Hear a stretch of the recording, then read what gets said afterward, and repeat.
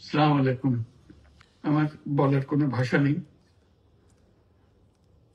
কিভাবে শুরু করব সেটা বুঝতে পারছি না। আমার মতো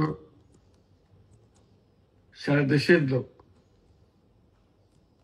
আজকে হতবাক। এরকম একটা কাণ্ড হতে পারে আমরা কেউ কল্পনা করিনি, কারো ধারণার মধ্যে ছিল না। কিন্তু এই অবিশ্বাস্য জিনিস আমাদেরকে হঠাৎ করে গ্রহণ করতে হয়েছে। মাইলস্টোন স্কুল অ্যান্ড কলেজের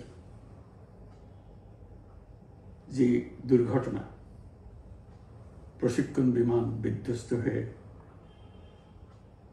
এই কচি শিশুদের উপরে ঝাঁপিয়ে পড়ল, আগুনে পুড়ে মরল।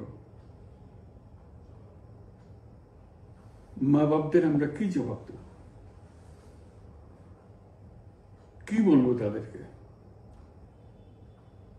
আমরা নিজেদেরকে তো জবাব দিতে পারছি না। অজানা শিশুদের মুখ সবার চোখে ভেসে উঠছে। সারা জাতি হতভম্ব বা ক্রুদ্ধ।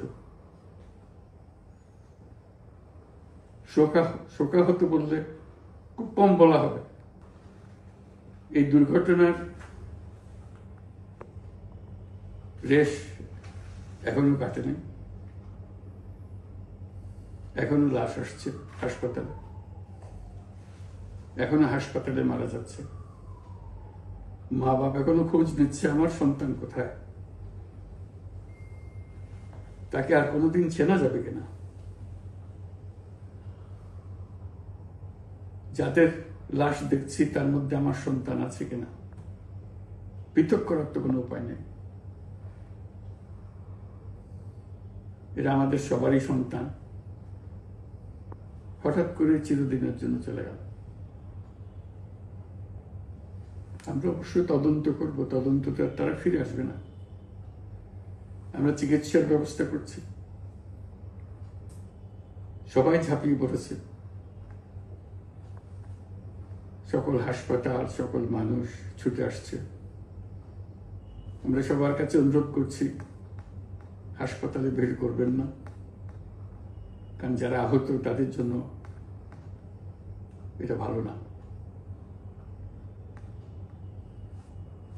তারা তাদের শরীরে রোগ প্রতিরোধের শক্তি নেই।